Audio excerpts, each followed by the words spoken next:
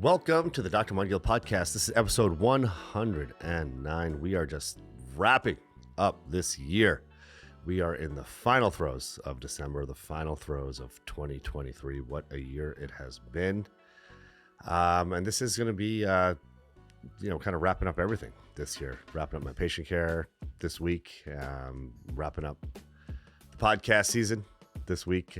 So this will be the final live recorded podcast of 2023. And I thought that it would be an opportune time to talk about something very, very important. So Christmas time is here, and right around the corner from that is New Year's. And I know many of you out there are planning on hitting the ground running fast, running hard. In 2024, you have some resolutions you may have made. Maybe you want to get in shape. Maybe you want to read more books. Maybe you want to do a little bit more community service. Maybe you want to build your business stronger. Whatever it may be, but most of us have some kind of goals that we set for the year, some resolutions that we have for the year.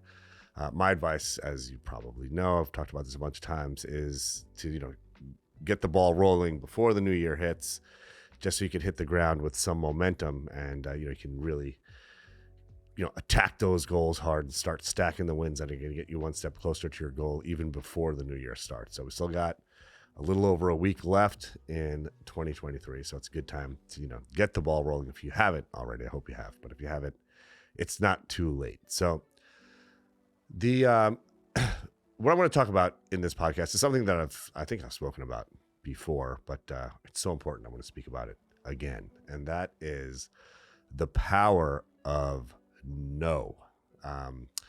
So this is the time of year.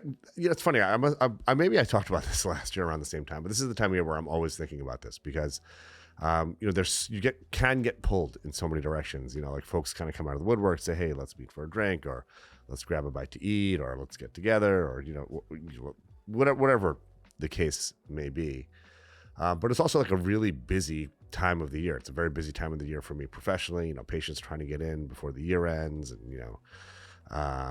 before they travel and all that sort of stuff. The kids are busy winding up school. It's a very busy time for our family. So, and obviously the holidays and all that sort of stuff. The time between like Thanksgiving and Christmas is always a little crazy. Anyone who has a family can understand that. And, so like personally and professionally, it's a very, very busy time of year. And it's also a time of year where there's just a lot of requests for my time and for your time too, I'm sure. And, the wiser I've gotten, the more gray hairs I get, the more I value just say, hey, I'm sorry, I just can't make it, or I can't do that, or I can't commit to that. And, not only is there nothing wrong with doing that, but again, like the older I get, I realize, time is actually your greatest resource, and you want to spend it doing things that are either going to help you grow personally, or help your family grow, things that are important in your personal life, or going to help you grow professionally. That's it. Those are the two categories. And sometimes that means just kind of sitting around and saying no to going out and just sitting around doing nothing, just resting or thinking about something, or just recharging.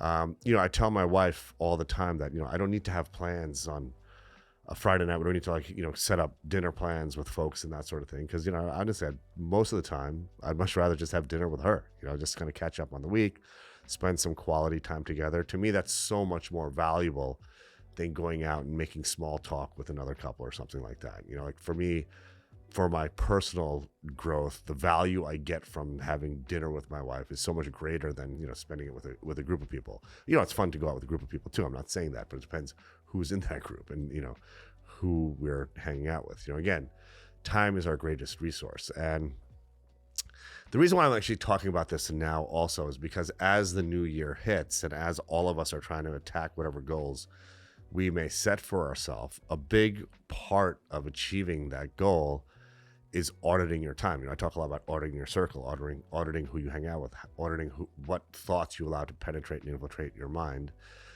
It's the same thing with time. You have to audit your time. You have to say no to things. If you're trying to get into shape and someone wants to go out for beer and wings, that's not aligned with your goal. That's something you got to say, hey, I'm sorry, I can't do that. We'll catch up another time. It's okay to decline those sorts of requests, particularly if they're not aligned with your goal. And more importantly, if they're conflicting with your goal. You're not going to get a 6-pack eating beer and wings, a couple times a week. It's not going to work.